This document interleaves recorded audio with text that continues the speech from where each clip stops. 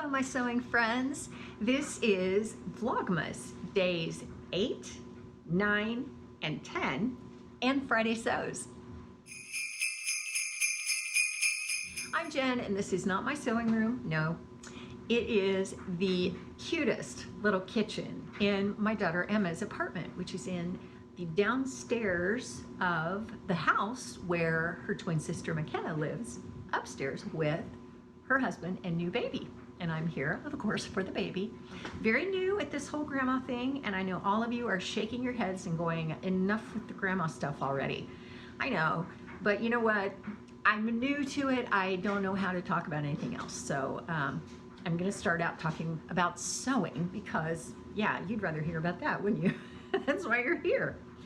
The first thing I wanna start with is how every time that you go somewhere that people are that you love, like family, and they live there, how is it that they inevitably will bring out a pair of pants or a dress or a skirt that all need something done to them?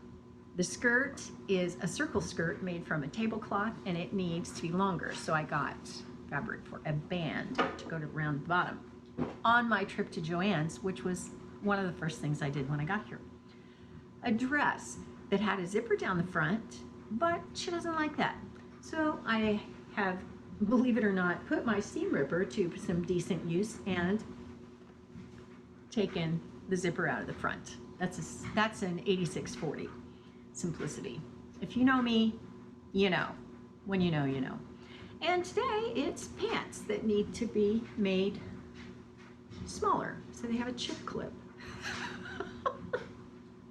Okay, they all know I sew. I cannot complain. I'm happy to do it for them. So that's one of the first things that happens.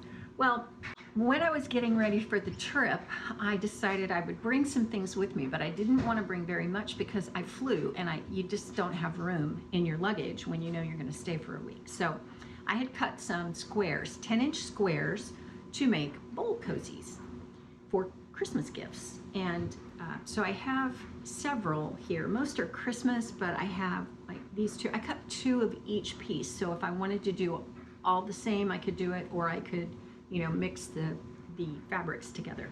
And I knew I didn't have everything to make them, but I also knew my daughter McKenna has a lot of sewing stuff. So she has scissors that I got her. She has bobbins in an old case that I gave her. She has pins that I gave her. She also has black and white thread, and I'm looking over there and seeing some other colored bobbins. So she has a fair amount of stuff. I also gave her my old Singer's Quantum Stylist 9960, a machine that I do not recommend because it sounds like it is taking a hammer and pounding the needle through the fabric when it sews. The stitch it makes is okay, but the whole thing is plastic, and honestly, I've just gotten used to a better quality machine. So she has all this stuff, but she didn't have everything. So I needed some batting, and I went and got this. And this is called Wrap and Zap. It is 100% natural cotton batting, but it's made to go in the microwave. So perfect for a bowl cozy, because a bowl cozy is like a pot holder that you put around your bowl when you put it in the microwave, and that way when it comes out and it's hot, you can pick it up and not burn your hands. I needed thread too, because you have to have 100% cotton thread. So they were buy 3, get 3. So I got these at Joann's when I was there, and I came home and I made a bowl cozy. Just one. I wanted to try it out. I thought, okay, does this work? Yeah, it works. It's nothing fancy. I didn't do the bias binding around the edge, no trim around the edge. I did not do the petal shape. I just did the basic square. Works. I tried it out with the bowl. We're good.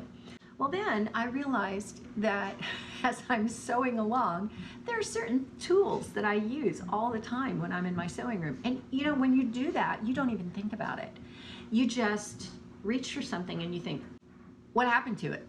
So I made a trip over to Walmart and I picked up a few things. I actually went to Joann's and I thought, I am not paying these prices for something that I'm not going to keep. I'm going to keep it here. So first of all, I found some fat quarters that have cats on them, which I think are very cute. And those will be great for bowl cozies for the cat lovers in my family. I needed thread snips, so I got this. They had some thread snips there that I thought would be really good, but at the same time, those were $2 more than all of this. And when you're talking about being away from home and you just need the thing for while you're there, you know, it's not like you're going to keep this forever. It doesn't have to be expensive or, you know, exceptionally high quality. But this was scissors, snips, small scissors, and a seam ripper for about 10 bucks. And I thought, sold. Yeah, I'm in for that. And these are Westcott scissors, which is what McKenna has. They're pretty decent scissors, honestly. They're not obviously Gingers or Kai or anything like that, but they're nice enough for occasional sewing. So I did good there. She has pins, but she doesn't have very many. And this was what I gave her. So I got her a package of pins. And because I got her pins, and she has really no good way to corral them other than just put them in that little plastic box, I got her a magnetic pin holder. I was really surprised. This was like $3 at Walmart. These, when I've seen them in the past, they've been like, I don't know, upwards of $10. So I've always just made my own, which I like to make my own anyway because they're prettier, but not bad, $3.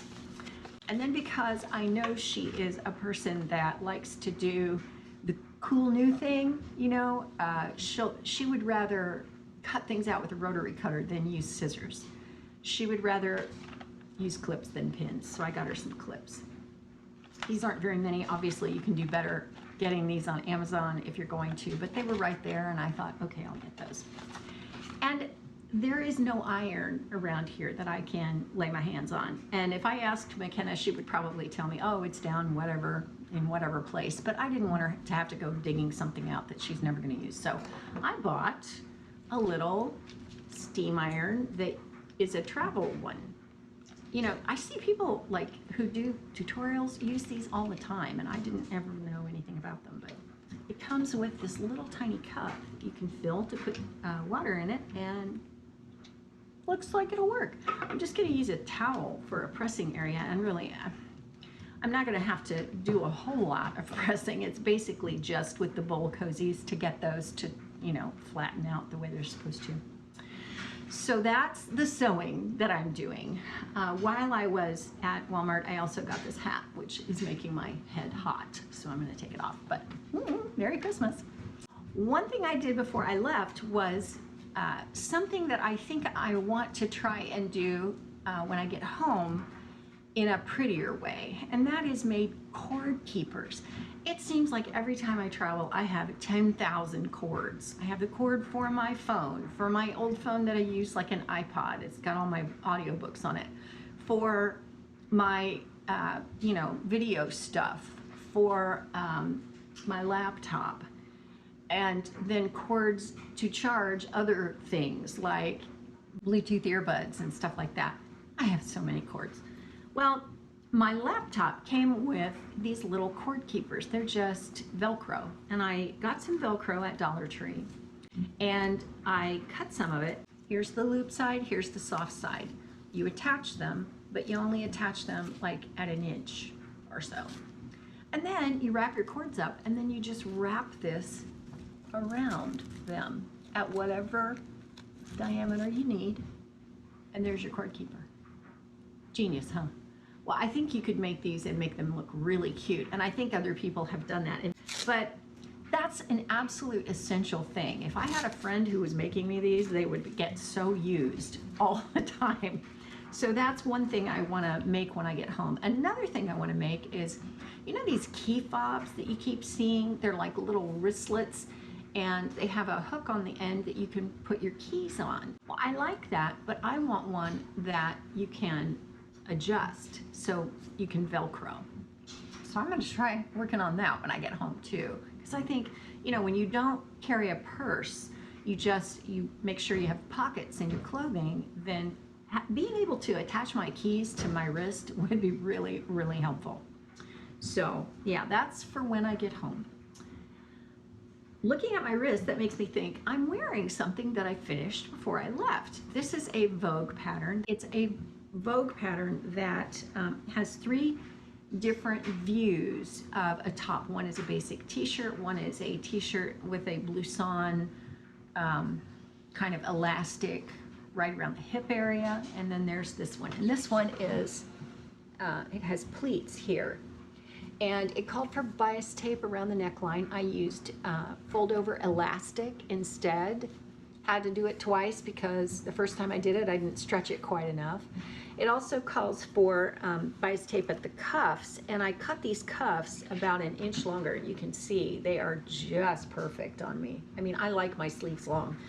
So I tried doing the fold over thing, and then I went ahead and, I don't remember, I think I just turned this up and then just sewed this on like this, because it was just one of those make it up as you go along kind of thing.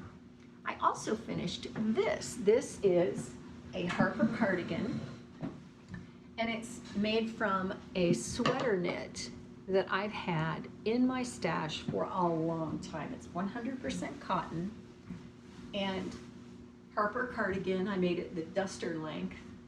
I made the pockets in a very cool way using interfacing as my lining, and yeah, I wore this out yesterday for like a jacket, and it's plenty warm enough. And the only thing I did that I wish I hadn't done was that I did a double needle hem, and I kind of wish I'd left that alone, even though looking at it, it looks kind of cool. It looks like a kind of a design feature. I decided to fold it under, and I used steam seam on the hem so that it would stabilize it. I did the standard, you know, interface the shoulder line, because you want to stabilize the shoulders. I thought it was going to stretch everywhere if I did the whole thing on my serger, but what I did was I practiced on a scrap, and I adjusted my differential feed on my serger, and that made such a difference. I increased it, and it worked. I didn't get any waving, no stretching, no nothing. I got wonderful seams. Like, this whole band is sewn onto the front, and look, it doesn't wave. There's no stretching or, you know, nothing. It worked beautifully. So I did the whole thing, or at least as much as I could, on my serger.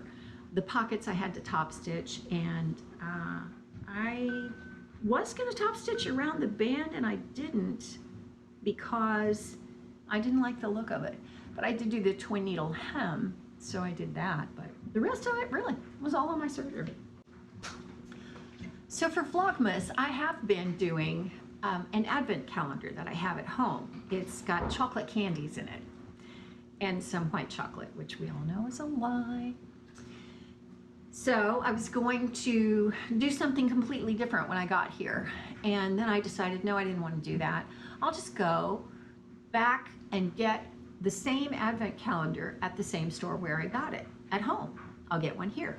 Well, they didn't have one, but they had this. And so this is 12 Days of Christmas, and it is Ladies Advent Calendar Sock and Surprise Kit. So I thought, okay, well, that's something different. Socks are fine. I like socks. I'll give socks away if I don't want to use them. And then I was grocery shopping, and I found this, which is very much like what I had at home, what I have at home. But this is Lindt chocolates. Now, up here in this pantry, Emma has some Lindt chocolates, and I am desperately trying to not just eat the entire bowl. I'm doing okay so far. So we're going to open one of both. This is only 12 days. This is all 25 days. So let's do this one first. Okay, so I guess I'll just start with day 1 for day 8 of Vlogmas. Well, let's just see what's in here. This is day 1. Let's see if I can get it open. There we go. I guess it goes like that. And oh, socks. Well, these are cute. Oh no, these aren't socks. These are underwear. I don't know if I'll wear those or not. I have never made my own underwear, but I hear that that's a thing. And these are size large, so they might fit me. I don't know, we'll see. I have my doubts, but okay, so that's day 8 of Vlogmas. So let's see what's behind this. Ooh, what is this? It's a little chocolate, I'm sure, ball with stars on it. This is a Lindt mini hazelnut cream and milk chocolate ball. I'm gonna save that for a little later. Okay, so that's day 8. Now let's do day 9, which on here will be day 2. This is kind of fun on this one. Okay, what's this? This is socks. Oh, very cute. Pink socks. Who doesn't need a pair of pink socks? I can use a pair of pink socks. Day 9. 9. Finally found it. Day 9. And this is a solid milk chocolate ball. And it has little snowflakes on it. Mint chocolate. Yum! Okay, so that was day 9. Today is day 10. So we'll go to day 3 here. And I've got socks. Black socks. Oh, they're like footies. Oh, these are great. I can use these right now, actually. Yeah, these are nice. Footy socks. Let's get to the good stuff, shall we? Day 10. Where is day 10? In the middle, right here in the middle. Okay, so day 10. There we go. I'll lean this back a little bit. It's another of the, oh, this is a solid milk chocolate ball. So that is the Advent calendars for days 8, 9, and 10. 3 pieces of chocolate, 2 pairs of socks, and a pair of panties. Let me wrap this up by first of all saying I am having a great time being a gram. I just love it. Today I went to burp the little guy and he fell asleep on my shoulder, and he was like that for about 3.5 hours. So that was nice. It was nice to get to hold him all that time. You know, you sit there and you think, what else could I be doing? Nothing. Nothing. I don't want to be doing anything else but holding this baby. That's what I want to leave you with.